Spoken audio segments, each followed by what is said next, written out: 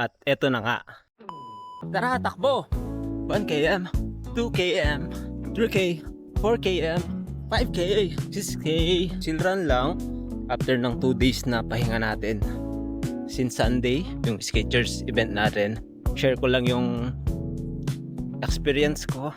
Nag-goal tayo ng sub 48 and unfortunately hindi natin siya nakuha. My official timing is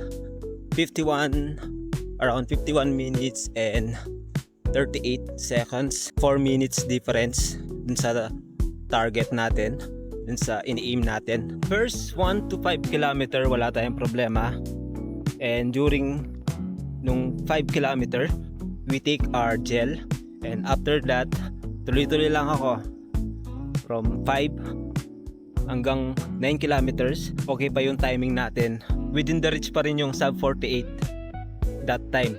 At eto na nga, pagka-abot natin ng 9 kilometer nakaramdam na ako ng stomach cramps.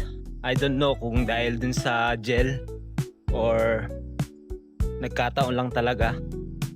Sa sobrang sakit, kinailangan kong huminto. I mean, di naman huminto, naglakad. Kinailangan kong maglakad. Siguro mga around 2 minutes or 3 minutes akong naglalakad hanggang mawala yung stomach cramps. Pagkaramdam ko pa lang nung stomach cramps na yon, pumasok na kagad sa isip ko na medyo mahirapan na akong i-beat yung goal ko. Kaya nag-decide kaagad ako na i-enjoy na lang kasi wala na rin tayong magagawa. Pero at least we learn sa mga ganong situation. Sa mga kapwa ko runners, nag-uumpisa pa lang or matagal na, keep running guys, keep motivated. God bless. Peace out.